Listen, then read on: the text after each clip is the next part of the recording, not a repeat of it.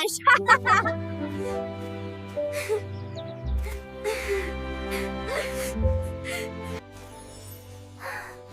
Don't worry. Even if you don't know English, you can learn from English Talk Together channel. Hello, everyone. Welcome back to our channel. I'm Emma. And I'm Jack. We are so incredibly happy to have you here with us today. Today is a big day, Jack. We aren't just talking about a specific hobby or food. We are tackling the big goal. Oh, I know exactly what you mean. The one thing almost every English learner asks us about. How do I actually become fluent? Exactly. Fluency and vocabulary, they go hand in hand like coffee and cream. Or like me and snacks. But seriously, Emma, fluency feels like such a huge, scary word to some people. It feels like this mountain they have to climb, but they don't have a map. Or like me and snacks. But seriously, Emma, fluency feels like such a huge, scary word to some people. It feels like this mountain they have to climb, but they don't have a map. Right. I always tell people, I'm a native speaker and even I don't know every word in the dictionary.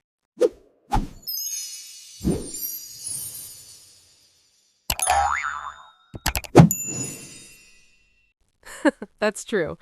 Fluency is actually about flow. It's about being able to express your thoughts and feelings smoothly without stopping every 2 seconds to think of a word. So it's more about the bridge between your brain and your mouth. Exactly. And today, we're going to give you that map. We're going to show you step by step how to build that bridge and how to decorate it with great vocabulary. I love that. And guys, by the end of this video, you're going to have a clear strategy. No more guessing. So, if you're ready to take your English to the next level, hit that like button, subscribe to our channel, and let's dive in. Let's do it. So Emma, where do we start? What is the first brick in this fluency bridge? The first thing we need to talk about is something I call the fluency mindset. Mindset, like how we think about the language? Precisely. Most learners are held back by one thing: fear. Oh, I see this all the time. People are so afraid of making a mistake that they just don't speak. They freeze up. Exactly. They wait until they have the perfect sentence in their head before they open their mouth. But while they are building that perfect sentence, the conversation has already moved on. I've been there when learning a second language. You're still thinking about the verb tense from 3 minutes ago while everyone else is now talking about what to have for dinner. Precisely. So, rule number 1 for fluency: communication over perfection. Communication over perfection. I like that. So it's better to say something slightly broken, but keep the conversation going. Yes. If you say, "I go store yesterday," I understand you. The bridge didn't collapse. We are still talking. If you stay silent because you're worried about go versus went, the bridge is closed for repairs. That makes so much sense. It's like riding a bike. You're going to wobble, you might even fall, but you have to keep pedaling to stay upright. Perfect analogy, Jack. To be fluent, you have to be okay with being a little messy at first. Okay, so we've got the mindset. We're being brave, we're pedaling the bike. Now, how do we actually get the words to come out faster? This leads us to our first major technique: chunking. Chunking? Like chunks of chocolate? Not quite, though I wish. Chunking is about learning groups of words that naturally go together, rather than learning single words one by one. Ah, like how's it going or by the way? Exactly. Think about it. When you say, "How are you?" do you think about the grammar? Do you think, okay, how is the adverb, are is the verb? No way. It just comes out as one sound. How are you? Oh, I see. So if I learn make a mistake, That's because it's a chunk. Your brain stores it as one single unit of meaning. If you try to build every sentence word by word, your brain has to work 10 times harder. wow, that's actually a huge relief. So instead of memorizing 1,000 individual words, I should be looking for these word partners. Yes, linguists call them collocations or lexical chunks. For example, we don't say make a hair appointment, we say book a hair appointment. We don't say do a mistake, we say make a mistake. Oh, I see. So if I learn make a mistake as one piece, I don't have to wonder which verb to use later. It's already pre-packaged in my head. Exactly. It's like buying a pre-made sandwich instead of having to bake the bread and slice the turkey yourself every time you're hungry. You know I love food examples, Emma. That's a great one. So how can our viewers start finding these chunks? The best way is through active listening. When you watch a movie or listen to this podcast, don't just listen for the general idea, listen for the patterns. Can you give us an example? Sure. Listen to this sentence. To be honest, I haven't had the chance to check my email yet. Okay, I hear a few chunks there. To be honest is one. I haven't had the chance is another. And check my email is a third. Brilliant! If you learn those 3 chunks, you can mix and match them. You could say, to be honest, I haven't had the chance to go to the gym. Oh, to be honest, I haven't had the chance to call my mom. It's like Lego bricks. It is. And using chunks makes you sound much more natural. Native speakers use them constantly. If you use chunks, you don't sound like a textbook, you sound like a person. I love that. Don't be a textbook, be a person. That should be on a t-shirt. Maybe we should make some. Now, Jack, speaking of sounding like a person, let's talk about the second part of our title, good vocabulary. Yes, because even if I have the flow, if I only use the words good, bad, and happy, my English is going to feel a bit boring.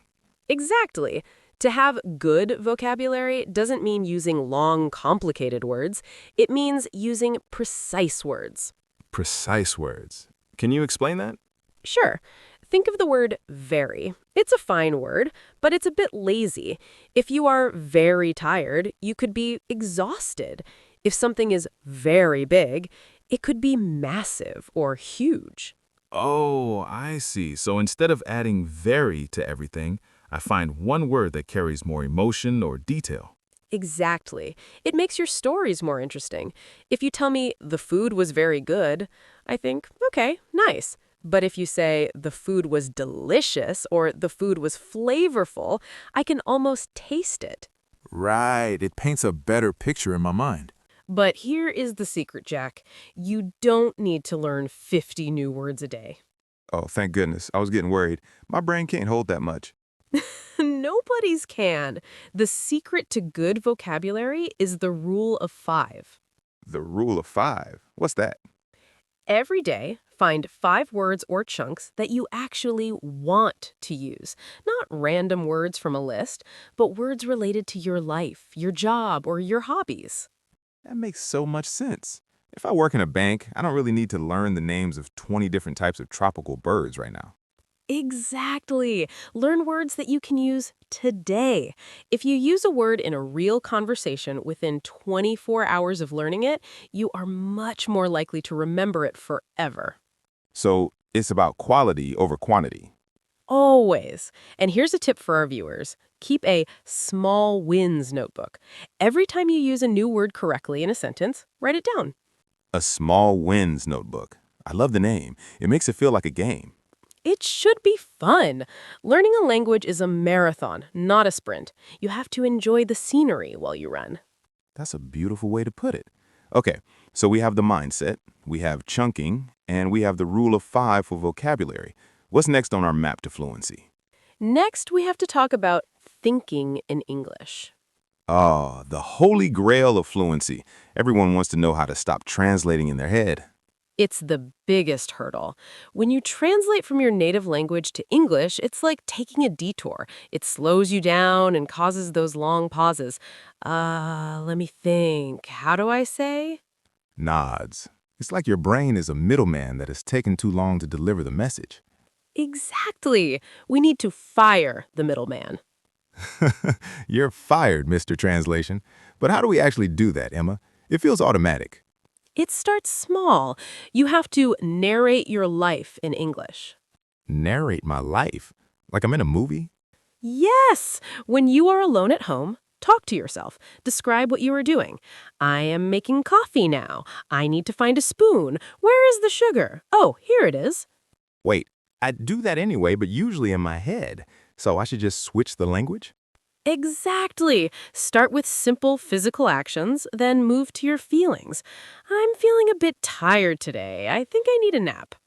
Does it have to be out loud? Out loud is better because it trains your mouth muscles at the same time, but even doing it silently in your head helps build those direct connections between the object and the English word. So instead of seeing a manzana, if you speak Spanish, and thinking manzana to apple, you just see the fruit and think apple.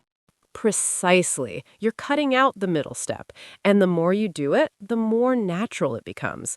Eventually, you'll find yourself having a whole conversation with yourself in English while you're in the shower. I do my best thinking in the shower. I'll give it a try tomorrow morning. Good. And viewers, try it today, just for 5 minutes. Narrate what you were doing. It feels silly at first, but it is incredibly powerful.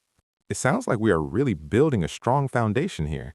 We've covered mindset, chunks, vocabulary choice, and thinking in English.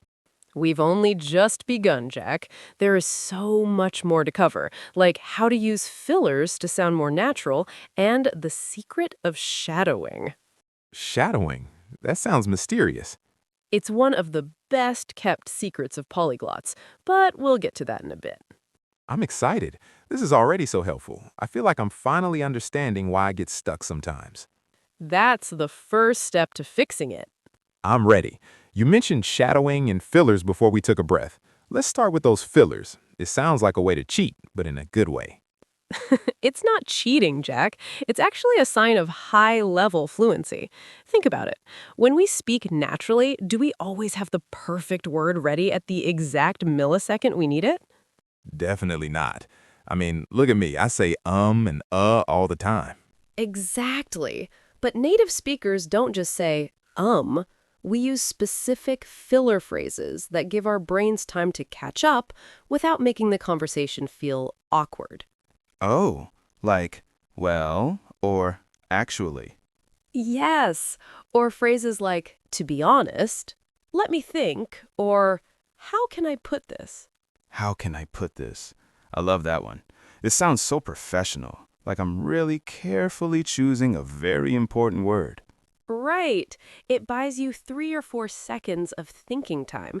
Instead of a dead silence, which makes you feel nervous, you fill the space with a natural English sound. It keeps the bridge from falling down. If I stay silent, the person I'm talking to might think I've finished speaking or that I didn't understand. Exactly. It signals to the listener, I'm still here, I'm just processing. Here are a few more. You know, I mean, and the thing is. The thing is, that's a great one for starting an explanation. It really is. Let's try a little role play. Jack, ask me a difficult question, something I have to think about. Okay, let's see. Emma, what do you think is the most difficult part of learning English? Well, that's a great question. Let me see. I think, to be honest, the most difficult part is often the phrasal verbs, because they don't always make sense logically. Wow, that sounded so smooth. And he used 3 fillers. It felt like a very natural conversation. See, I didn't have the answer ready immediately, but the fillers made the wait feel like part of the style. I'm definitely going to start using "let me see" more often. It's much better than just staring at someone in silence. Much better. Now, let's talk about that mysterious secret I mentioned earlier. Shadowing. Right, shadowing. Does it involve following someone around in the dark? No, nothing so spooky. Shadowing is a technique where you listen to a native speaker and you repeat exactly what they say at the same time they are saying it. Wait, at the same time, not after they finish? Exactly. You are like a shadow following them. You try to copy their speed, their rhythm, their emotion, and their intonation. That sounds intense. Why is it better than just repeating a sentence after a recording? Because when you repeat after someone, your brain filters the sounds through your native language's accent. But when you shadow, you have to stay in the flow. You don't have time to think. So your mouth starts to mimic the natural music of English. The music of English. I like that. English does have a specific rhythm, doesn't it? Like a drum beat. It does. It's a stress-timed language. We push down on the important words and skip over the small ones. If you shadow us, for example, you'll start to feel that beat. So, if our viewers were to take a 30-second clip of this video and try to speak along with us word for word, that's shadowing? Precisely. Do it for 10 or 15 minutes a day. It's like a workout for your tongue and your ears. It helps you get used to the physicality of the language. I've noticed that some English sounds are really hard for people because their muscles aren't used to moving that way, like the th sound. Exactly. Your mouth is a collection of muscles. If you want to be fluent, you have to train those muscles, just like a gym. Tongue gym. I'm in. Okay, tongue gym member. Let's move on to the next step. Active vocabulary expansion. Okay, so we talked about the rule of 5 earlier, picking 5 words a day, but where do we find the right words? This is where many learners make a mistake. They go to a list of 100 advanced words and try to memorize loquacious or ephemeral. I don't even use loquacious in my daily life. Exactly. If you don't use it, you lose it. The best place to find vocabulary is in context. Context. So, in stories or conversations? Yes. Instead of a dictionary, use a vocabulary diary based on your interests. If you love cooking, watch a cooking show in English. When the chef says, "Sauté the onions until they are translucent," you've found 2 great specific words. Sauté and translucent. They're specific to the kitchen, but very useful if you're a foodie. Right. And because you saw them being used, you saw the onions becoming clear, your brain has a visual anchor for those words. That's much easier to remember than just a line of text in a book. And here is a pro tip for vocabulary. Don't just learn the word, learn the synonym scale. Synonym scale. Tell me more. Take a simple word like happy. On a scale of 1 to 10, how happy are you? If it's a 2, maybe you're content. If it's a 5, you're cheerful. If it's a 10, you're ecstatic or overjoyed. Oh, that's brilliant. It helps me express the degree of my feelings. It's the difference between I like this and I'm obsessed with this. Exactly. It gives your English color. I feel like my English is getting more colorful already. But Emma, what about grammar? We haven't talked much about it. Do I need to be a grammar expert to be fluent? That is a very important question, Jack, and the answer might surprise some people. I'm ready for a surprise. Here is the big surprise. You don't need to know the names of grammar rules to use them fluently. Wait, really?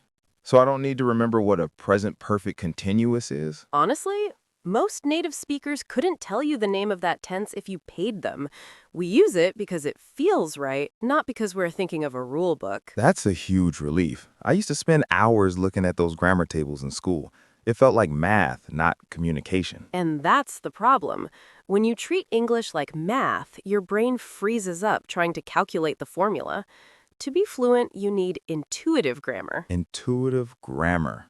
How do we get that? Is there a pill I can take? I wish. No, you get it through massive input.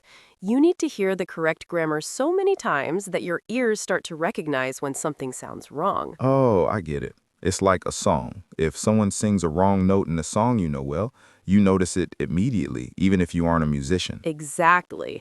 If I say, "I have go to the store," your ears should go, "Ouch," because they're expecting "I have gone" or "I went." So the more I listen to podcasts, watch movies, and talk to people, the more my internal GPS for grammar gets updated. Precisely. Don't study the map, drive the car. The more you drive, the more the turns become automatic. Nods. Okay, drive the car. I like that.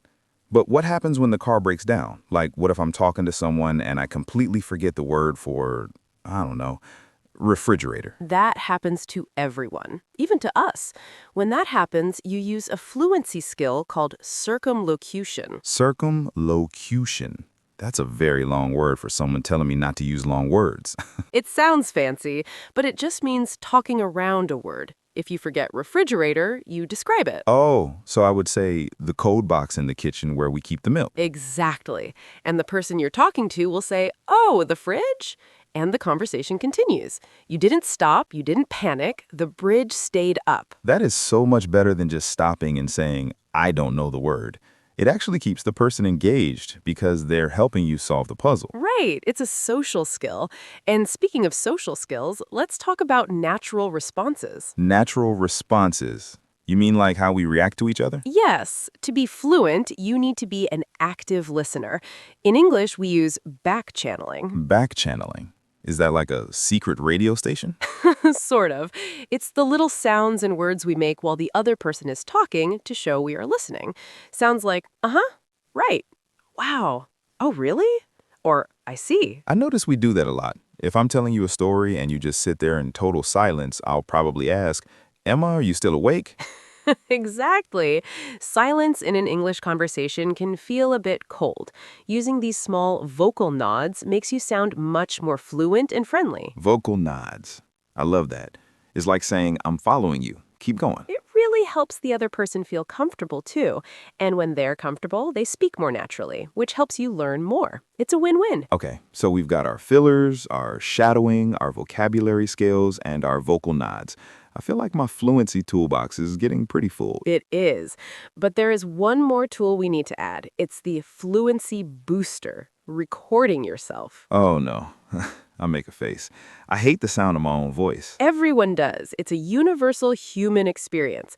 But recording yourself is like looking in a mirror. You can't fix your hair if you don't look in the mirror, right? I guess that's true. So what should I record? Take a prompt. For example, tell a story about your favorite childhood memory. Speak for 2 minutes and record it on your phone. And then what? Do I have to listen to it? Yes. Listen for 3 things. 1, are there too many long silences? 2, are you overusing the word and or very? 3, how is your music, your rhythm? So I'm basically becoming my own coach. Exactly. You'll notice things when you listen that you didn't notice while you were speaking.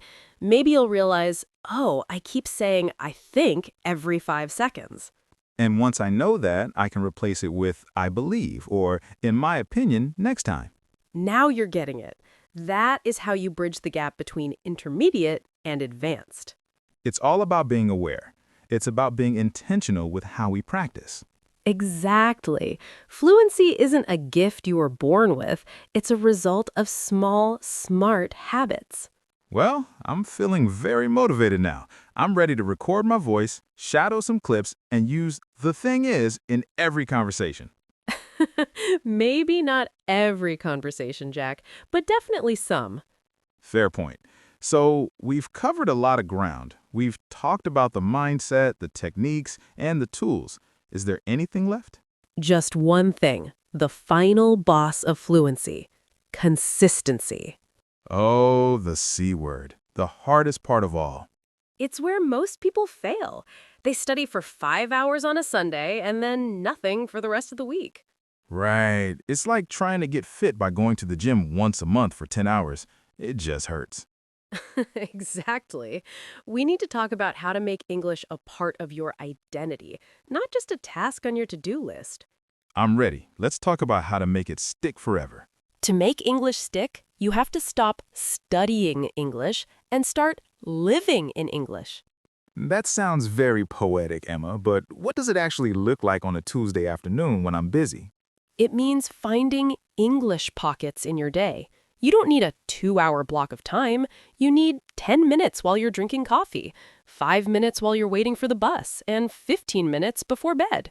So instead of a big English meal once a week, I'm snacking on English all day long.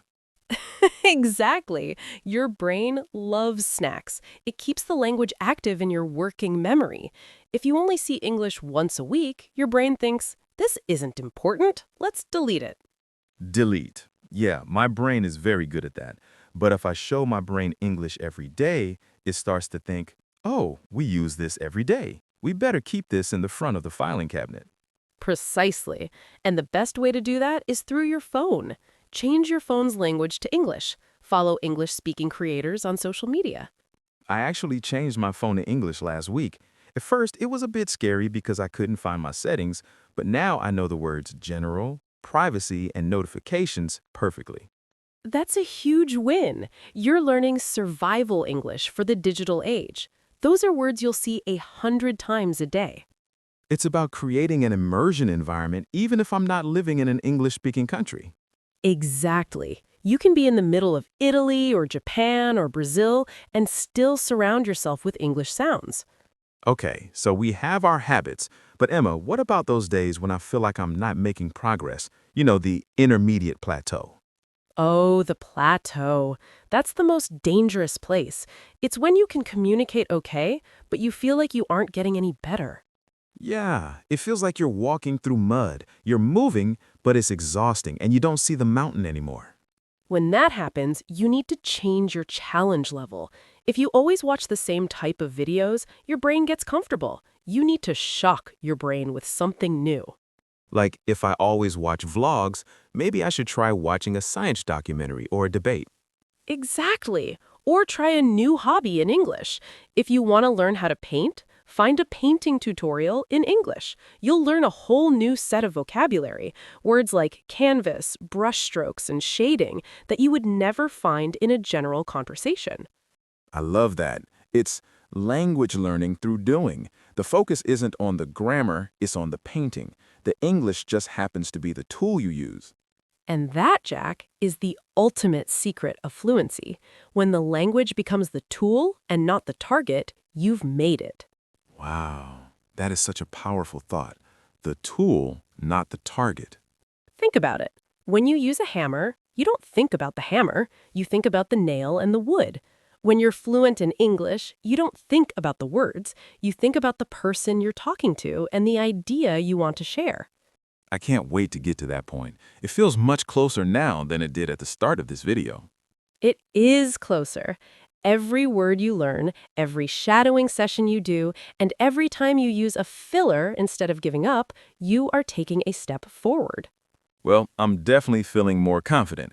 I think it's time for us to look at those common mistakes again, specifically the ones that stop people from sounding fluent. Good idea. Let's do a quick fluency fix. Ready. Mistake number 1, overusing and. Many learners connect every single sentence with and. I went to the park, and I saw a bird, and it was blue, and I liked it. It sounds like a little kid. Right. To sound more advanced, use linking words like however, therefore, in addition, or moreover. I went to the park. Interestingly, I saw a blue bird. Actually, it was the most beautiful bird I've ever seen. Much better. Mistake number 2, translating idioms literally. If you say it's raining chairs and tables because that's the idiom in your language, I'll be very confused. I'd be looking for a helmet. In English, we say it's raining cats and dogs. Though, to be honest, even that is a bit old-fashioned. Most people just say it's pouring. Exactly. Use simple modern idioms. And mistake number 3, being afraid of I don't understand. Wait, is that a mistake? Yes, fluent people aren't people who understand everything. They are people who know how to clarify when they don't.